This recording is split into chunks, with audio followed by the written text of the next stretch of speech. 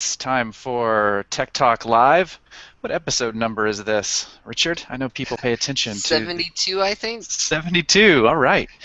Episode number 72, and today we have an illustrious panel of guests to talk about Alfresco administration. And in the past, we've talked about installation and configuration and things like that, but today we're talking about sort of the caring and feeding of large, sometimes complex alfresco installations. And before we get into it, I'll let you know of some upcoming dates of some things that are happening, just to give some latecomers time to get in and get settled.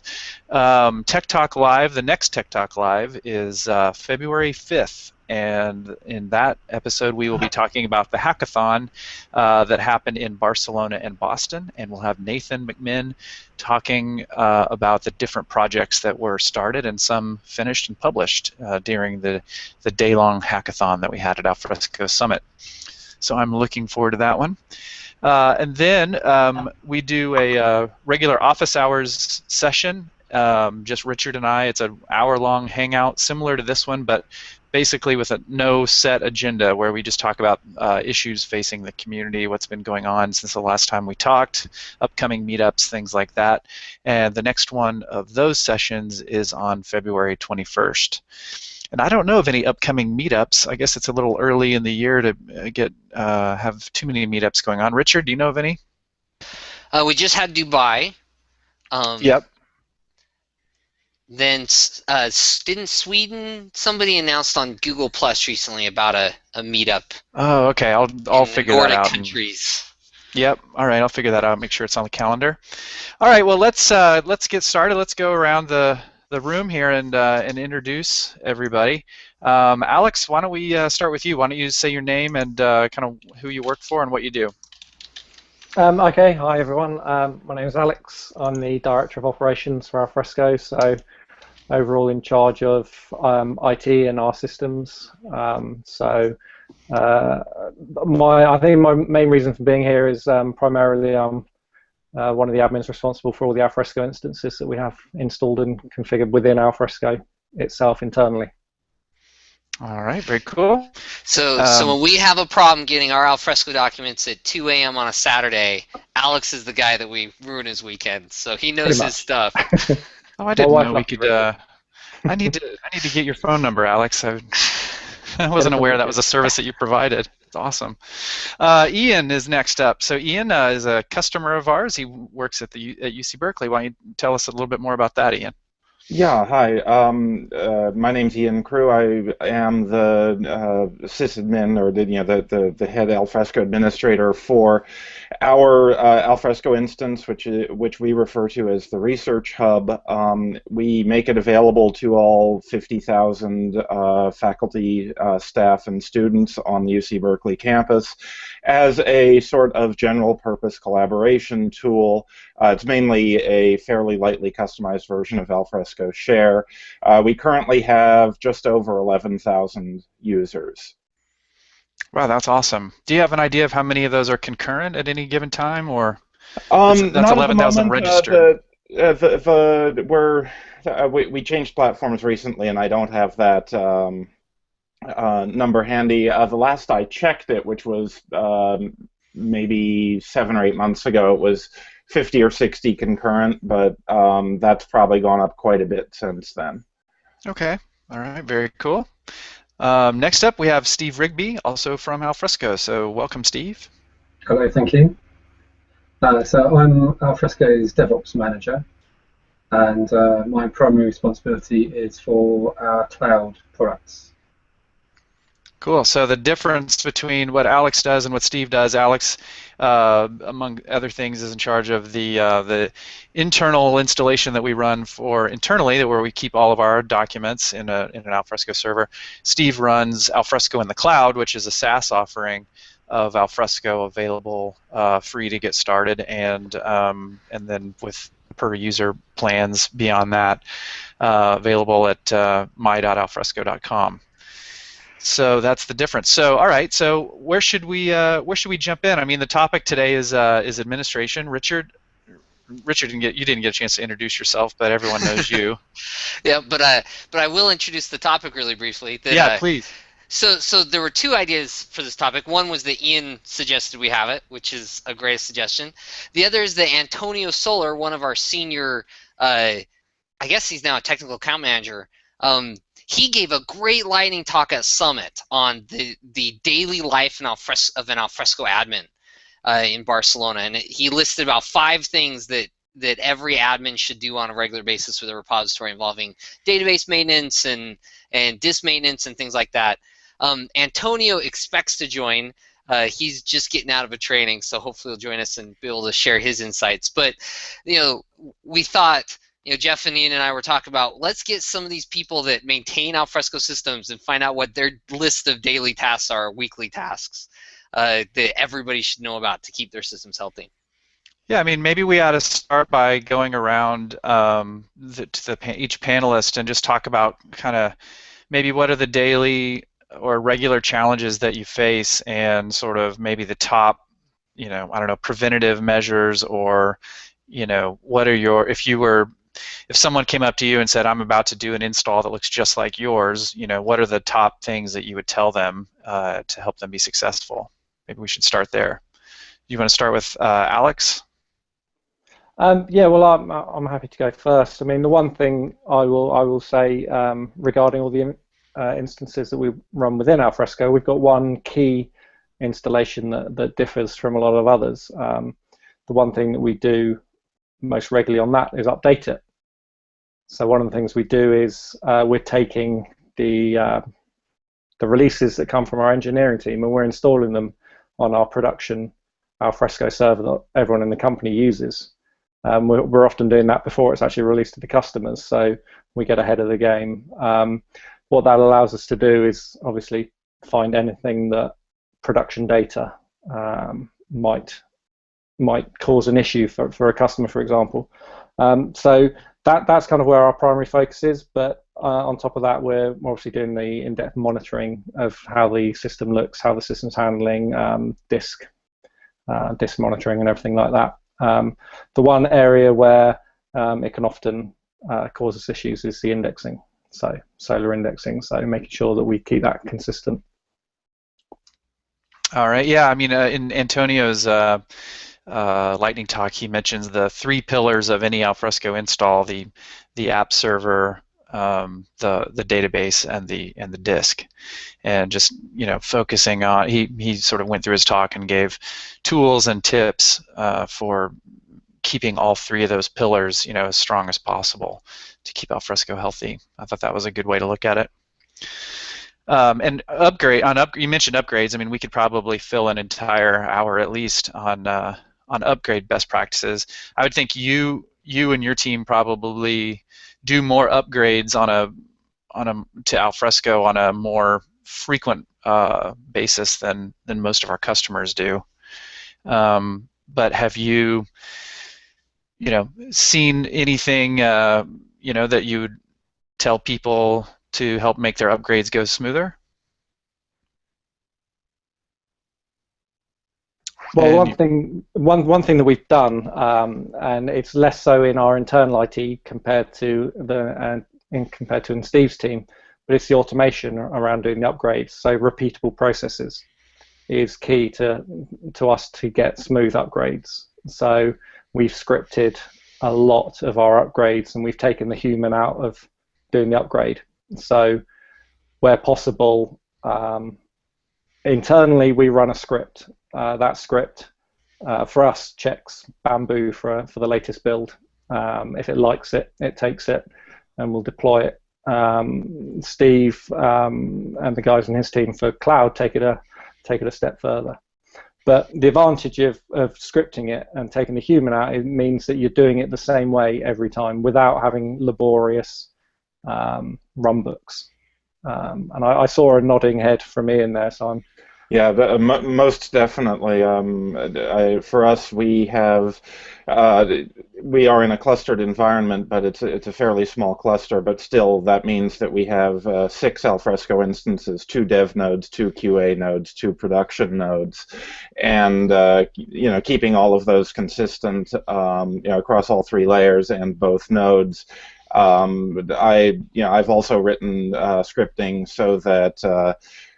When we deploy, it's just through the script. A lot of stuff is in a custom AMP file, which it would be one of my major tips is learn how to use the AMP files. They are obscure and difficult to figure out at first, but incredibly valuable. And it's funny actually. Because we manage everything with a script, support always is a little startled when I am so emphatic about no. I know that our QA layer is exactly like our production layer. Really, truly, it is, and that's not something that they often hear. So. Now, are you using custom bash scripts, or do you use something like a Puppet, Ansible, Chef, Salt configuration management system? In our case, it's just a custom bash script that I wrote that unpacks the enterprise zip file, moves the war files into the right place, moves the various Tomcat shared stuff into the right place, so on and so forth. One other thing that I've done is that we really don't want, Alfresco has to have certain passwords and such in Alfresco Global Properties, and we really don't want those passwords to be stored any place except the server that they're actually operating on. So we don't want them in our Subversion server or whatever else. And so because of that, I've written a little script that essentially in the Subversion server, which stores all of our settings files, it'll just say something like db_pass in the settings file, and then when it's installed on the specific node, there's actually I guess it's a Perl script that goes in and does that substitution to substitute in the real password. Again, just to try to keep it a little bit more secure and that sort of thing. That makes sense. Interesting, thanks. So Ian, what else? That was kind of about scripting upgrades and things like that. Do you have any other tips or things that you do regularly, or things that you would pass along to others that are running a 2-node cluster for 50,000 folks? Well, I think one thing that we do, and this maybe is obvious, but we actually do have a automated tool that is actively monitoring the system, making sure that it is responding quickly enough, if it's running out of RAM, if it's running out of disk space, so on and so forth. It monitors all that, and then it'll page me if something like that's happening, so that I can jump on it and keep it available. The other thing I'd say is we do try to, not obsessively, but do try to check in about the logs every now and again and see if we see something that's looking a little weird in the Catalina.out or alfresco.log, just to see if we can fix something before it actually becomes a real problem. Mm-hmm. Now, in your cases, in both Alex and you, Ian, I mean, the customizations that you've done to share are relatively light, or I think in Alex's case, definitely think that's true. Is that true in your case too, Ian? Yes, definitely. It's one thing that we always try to think about is the fact that a customization is an ongoing expense, not a one-time expense, because you're going to have to figure out how to make that customization work again for every new version of Alfresco that comes out, for any other upgrades that you're going to do. So I really try to push back very hard against my management to say, do we really want to do this? Do we really want to invest in this? We need to be aware that, for example, when we went from 3.4 to 4.0, we had to have our consulting partner, Tribloom, redo a little bit of work on some of our customizations just to make them work at all. Mm-hmm. Okay, well that's good to know, and I think it contrasts pretty starkly with Steve's story, because Steve, you run Alfresco not quite out of the box, I would imagine, in your installation. So why don't you take us through some of your tips, tricks, and advice, and talk a little bit about what is the difference, between the Alfresco that we see running in the cloud versus what people might be installing in their own environments? Yeah. Okay. So the cloud service, when we first started, used to take us 2 days to deploy, and since then we've created a deployment portal and a variety of chef scripts which automate the whole deployment process. So now we can start an environment and have it operational within 15 minutes, using a variety of the chef scripts and the deployment portal. With the chef scripts, as Ian said, we externalize all sensitive information into the deployment portal, so we pass those as variables. And it allows us to spin up a QA environment for QA to test a forthcoming feature of the cloud in a very rapid amount of time. Quite often we'll have 10 to 15 environments running. Each environment will have 8 nodes. So there's a lot of machines that are running. And we know that if someone starts an environment with the same configuration as one that's already running, they're going to be exactly the same. Yeah, that's awesome, and I think that's a theme that a tip that we heard from Ian as well, which is to actually have separate dev, QA, and production environments. Not everybody does that, and not only should you have the separate environments, but at least in QA and prod, those need to be exactly the same. I think what's cool, if I understand it correctly, Steve, is when an engineer wants to do some testing or something, or do some development for Alfresco in the cloud, they can actually go into your portal and say, give me my own sort of Alfresco in the cloud instance, and then it automatically provisions a multi-node setup that matches exactly what's going to be in production. Is that how that works? That's correct. Yes. Oh, that's cool. That's That's very cool. So there's a number of questions from IRC. One of them, Steve, I think applies specifically to you, which is any tips for running Alfresco on AWS? I could probably do a whole tech talk just on that, to be fair. So AWS has its own limitations that you need to work around. One of the biggest tips is to make sure you run Solar on a separate tier. So don't run it on your primary Alfresco tier. And on your Solar tier, have an Alfresco instance there to serve its data. Don't try and serve its data from your Alfresco tier, because that round trip will just slow Solar down. Excellent. That's a great tip, and I know that Michael McCarthy from Tribloom has run a lot of Alfresco instances on AWS. He's in the IRC channel now too. So if you have any tips, Michael, let us know and we'll relay it here.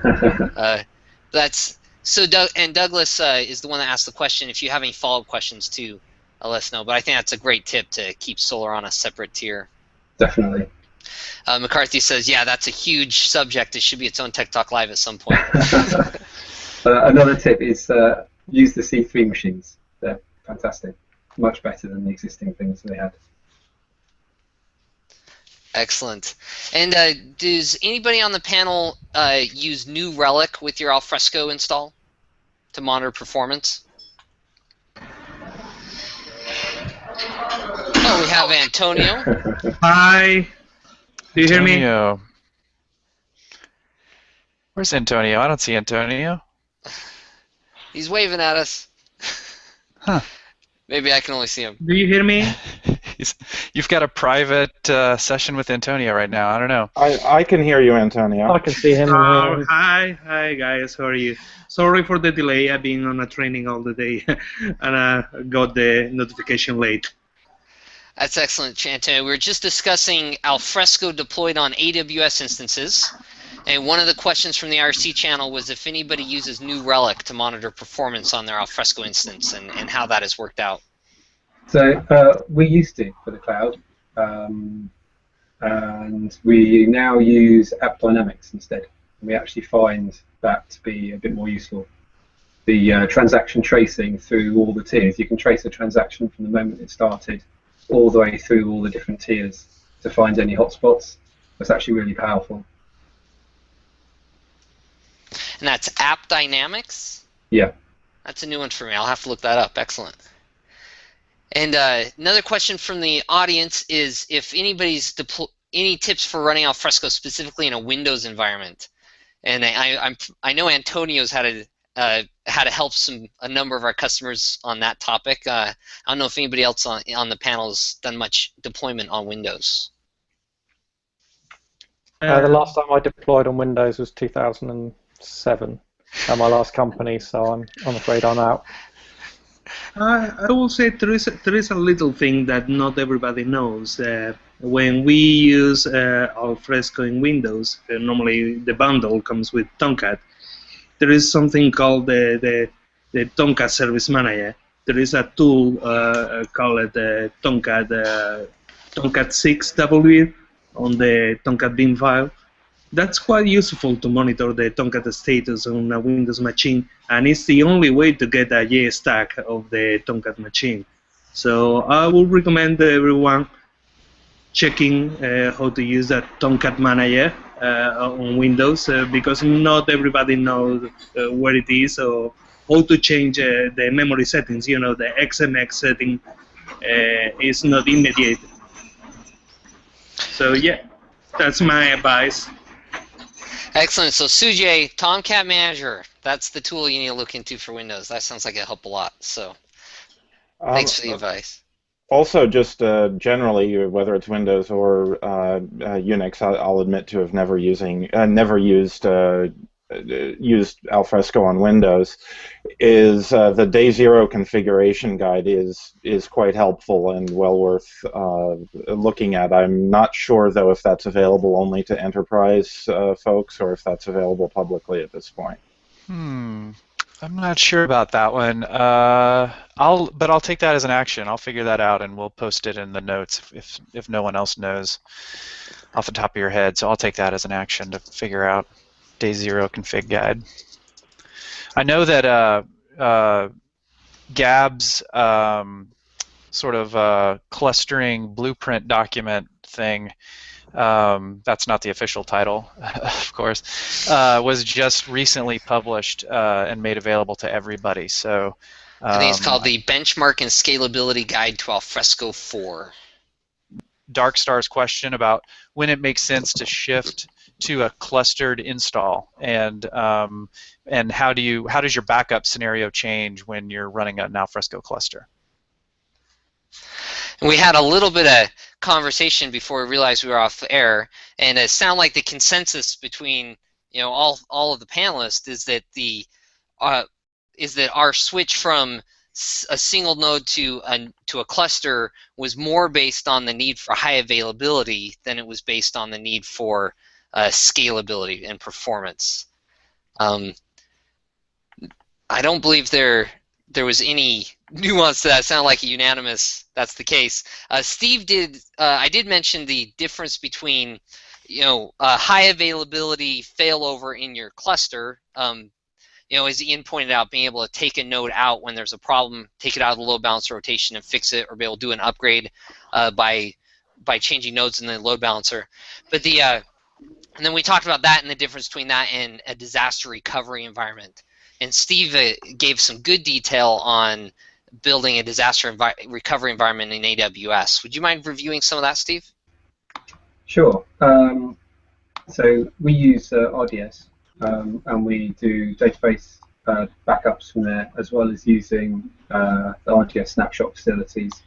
We then put them into an S3 bucket and replicate the contents of that bucket into another bucket, which is then used for our disaster recovery site. Every evening we spin up a new database in the disaster recovery site, which is in a different Amazon region, and we deploy the latest build. So within 15 minutes we can get back to a disaster recovery instance that is not too much behind production. Very cool. And in our case, we are much smaller and more limited in terms of disaster recovery. We do have database and file system backups off-site, but we would be forced to recover from those backups in order to come back online. So if we had a big disaster, we might be offline for a couple of days. You know, when you're restoring 3 terabytes worth of stuff, it does take a long while. The one thing though that makes me sleep better at night is the fact that we do have the automated install scripts and stuff, so coming back up even on a new machine is reasonably quick sort of a thing to do.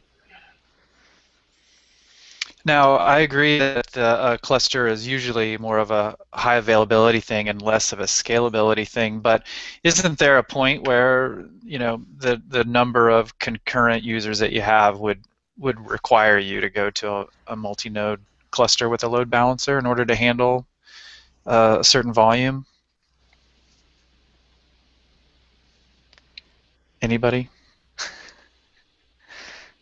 Well, I would agree with you, Jeff. One of the key things that you need to know and understand is your metrics. You need to be able to measure what is going on in your environment, because otherwise you're making decisions blind. So one of the key things that we do in ops, especially in Steve's team, is getting that understanding of exactly what's going on within the environment, so we know when to scale. Because we could have put 10 boxes in, 20 boxes, thinking this is the amount of load we're going to get, and we'd be wasting the company's money. So if you can't measure, then you can't make decisions. So that's one of the key aspects nowadays in IT. Alex, I'd be interested in hearing more about how you measure and how you make those decisions, because I know that that's something we could do better. Oh, okay. Steve? Hello. We centralize all our logs from all our tiers into Elasticsearch and Kibana, so we can at any point interrogate the logs. We've got some intelligence around things in the logs that we need to be alerted on. We have various monitoring systems like Nagios and some of the bits and pieces in there that gives us health status. We plug in a variety of JMX monitoring bits into Nagios as well to give us a more in-depth pieces of information about how the Alfresco product is performing. We obviously get alerts on those things. If anything goes critical, we've got PagerDuty that then sends us texts to our phones, gives us calls if anything's really severe. So a whole sort of tier of information. And as I mentioned earlier as well, we use App Dynamics as well. So we've got that sort of in-product knowledge about what's going on and what's slow. So if you're interested in App Dynamics, it's an interesting tool. It's definitely worth an investigation. I do think that is a place where people when they're in the planning stage of an Alfresco installation or any ECM installation, it's really hard to predict what your concurrent traffic might be in a really large enterprise. And I do think, to Alex's point, and you can waste a lot of money on huge clusters that you don't need if you're not careful. And I don't know of a great way to predict that. I mean, you can maybe look at other similar systems that are running in the enterprise and sort of use those as benchmarks. Maybe other companies that are similar size that have rolled out ECM, you can look at that and see what their concurrent use is going to be. I mean, yeah, it's a tough one. I think one good way for prediction is good testing. So requirements are around what the load is expecting to be, and then tests that simulate that load, and analysis of the findings to be able to determine actually what you need to deploy into production. Yeah, we get a lot of questions from people that are, I want to run, a repository that's this big or has this many users. How much hardware do I need? And it's such a tough thing to answer because it's so different according to everyone's specific environment. And I think that's key, is to do that benchmarking and that testing early in order to figure that out. One basic tool that I would like to comment. Now, one basic tool that not everyone knows, and at least on mid-size environment, is a JVisual VM that is there. Sorry, by default at least on the enterprise version of Alfresco. For some basic understanding of what's going on your environment, JVisual VM that comes with the SDK, the Java JDK, it's really useful to understand how much memory are you consuming, how much CPU are you consuming. Many administrators that I've found, you will be surprised that the amount of administrators that they don't know how much memory their installation is using, how many concurrent users they have, or how many concurrent connections, threads are using their Tomcat. Starting from the basic JConsole, JVisual VM, there are many solutions. So, sort of related to that, I'll ask a question here, which is, overstating greatly what Alfresco is. It's at the end of the day, it's a Java web application that uses a database, and it has Lucene and it has Solr, and people have been administering Java web apps for a long time. So, what are if you approach it from that angle? Is that enough? Like, if you take an IT ops group or team and say, look, it's a Java app, it's Spring-based, it's got some indexes here that we have to worry about, it's got a file store that we have to worry about, but other than that, it's a good old Java app. Is that enough of a mindset for admins to be successful, or are there things that make Alfresco unique that it's not enough to sort of approach it that way? I will say also that already Gab has commented this many times, but on many common mistake on the early years of Alfresco, versions 3.2, 3.1, many administrators put their Lucene indexes on remote drives and things like that.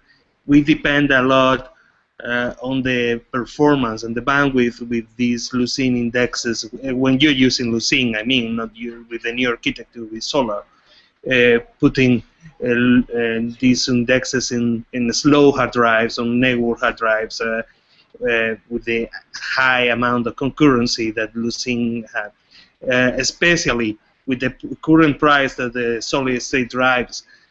It makes no sense to use a conventional drive to store your Lucene indexes. Solid-state drives should be recommended by default now on every instance that is using Lucene. That really changes the performance of the environment. Mm-hmm. So just to kind of take that step a little bit further, internally we look to put the Solar indexes on the fastest disk, and then if we have to, then the MySQL on the next fastest, and the actual data, ALF data, can be on the slower disk. That's because it's write once, read many times. So slower disk actually, your SATA disk is not too won't have too much of a negative impact for the actual repository, the actual ALF data itself. But for Solar and things like that, the faster the better. I just need to disappear for a second. Sorry. Oh, okay, no problem.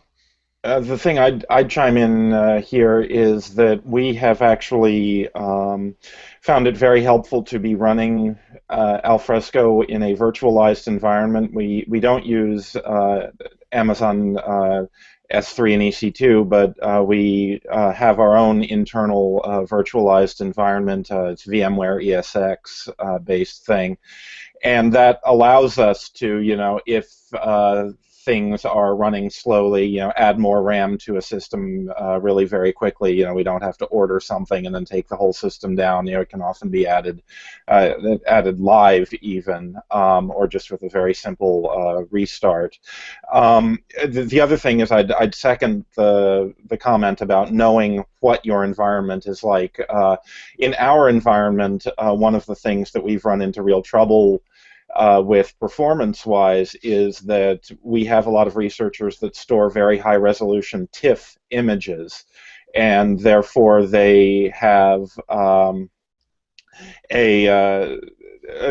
when they do a thumbnail or a preview, that sets off image magic processes that can absolutely slam our server. And so we found some settings within Alfresco to limit how long image magic can run before giving up, and various other things like that. But so that's, you might say, well, geez, you don't have a huge number of concurrent users, you don't have massive amounts of data, but when we do get hit by somebody uploading 550 megabyte TIFF files, our server can spin pretty hard at that point, so we have to sort of scale for that.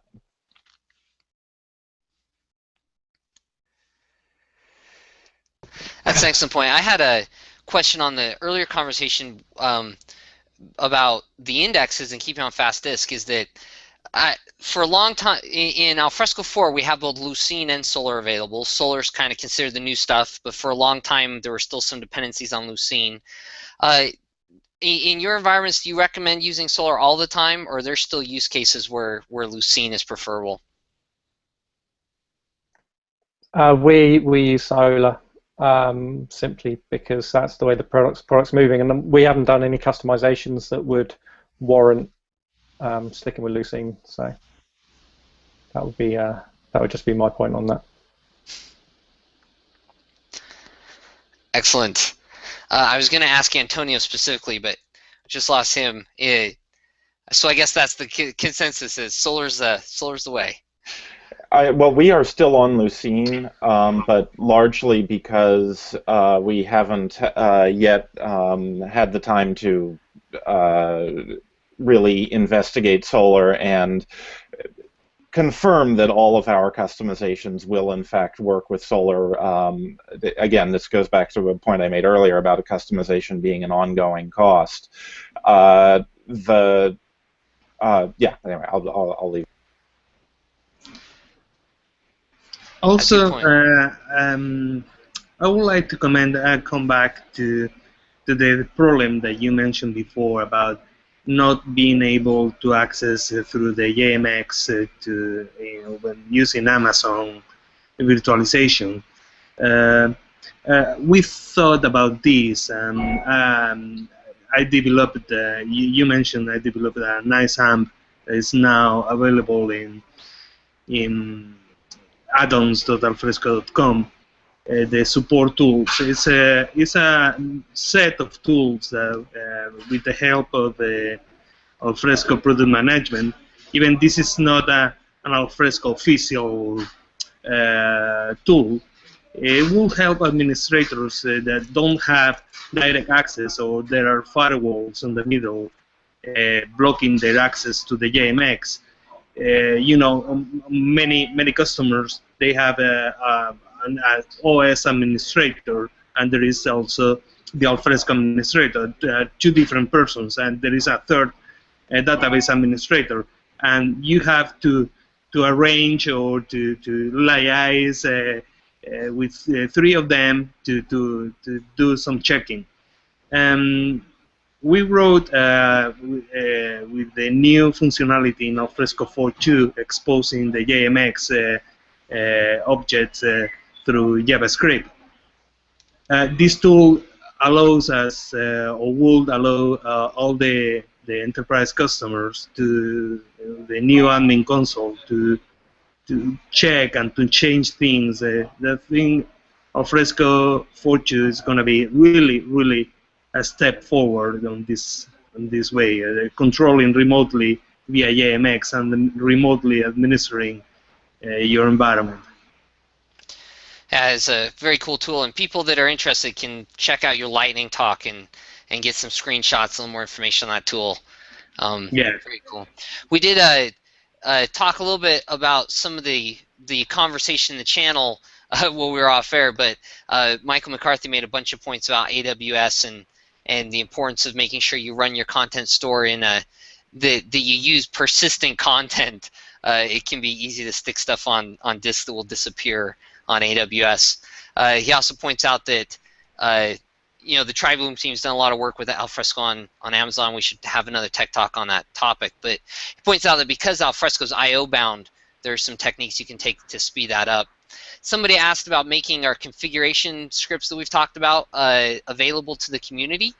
And Ian and Steve both felt like their scripts are currently pretty tied to their environments, but talked about trying to do that at some point in the future. I did want to point out that over the summer, I think it was August, I did a Tech Talk Live with Rich McKnight on installation scripts and deployment scripts. And Rich McKnight had a number of them that some templates that could be very useful that he made available to the community as part of that Tech Talk Live. So if anybody would like to see example scripts for deployment, that's a good place to check. I think it was August Tech Talk Live, but it was production-ready installers was the topic. So that was a couple of thoughts. There was one question, and this might be for Steve. Is Alfresco in the cloud run as a multi-tenant environment? And how are things different when you're worried about multi-tenancy? It is multi-tenant. The main things to worry about, I guess, earlier in the whole process, so QA having to ensure that there is no data leakage between tenants. And we've got a huge amount of tests for that. In terms of deploying, it's not that different. The builds that we get are pre-configured with everything that we need. We don't have to do any additional configuration to enable multi-tenancy, for example. So for us, it's just deploying a build. And does Solar work with multi-tenancy? Yes. Excellent. Yeah. And one thing we also have as well, which relates back to Ian's information about transformations, is we actually have a separate transformation tier for that exact reason, that transforms, you can get spikes in transforms that will just take 100% CPU for an indeterminate amount of time until that transform is finished. So we've offloaded all our transforms as well. Yeah, especially if you're going to be installing any of the media management applications or add-ons, you need to make sure that in a Linux install of Tomcat, would be a standard install would be var cache Tomcat. What we've done is taken it onto its own file system and given it a fair amount of disk. Because if anyone uploads a DVD or anything like that, it's gonna transform that. So it pulls it down. It then does various transformations on it, and quite quickly you can use up 10, 20, or 30 gig.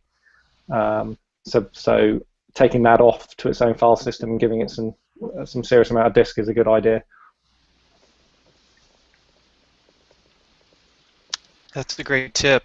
I'm just looking at IRC, Richard. Do we have any other questions that we haven't caught so far? I feel like we've got just about everything that's been asked.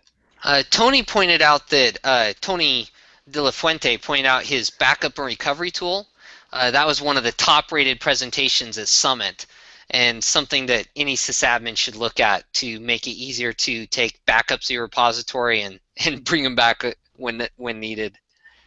Yeah, there were multiple talks at Summit that I think were interesting to administrators. There were a couple of monitoring talks, or at least one, and that one, and Antonio's lightning talk. So, people have asked for that in the past. More admin talks at Summit. We're trying to get those in there. So, in fact, if you want to give an admin talk at Summit, you should be thinking about what you might want to present on in 2014. So that'd be good to start thinking about now.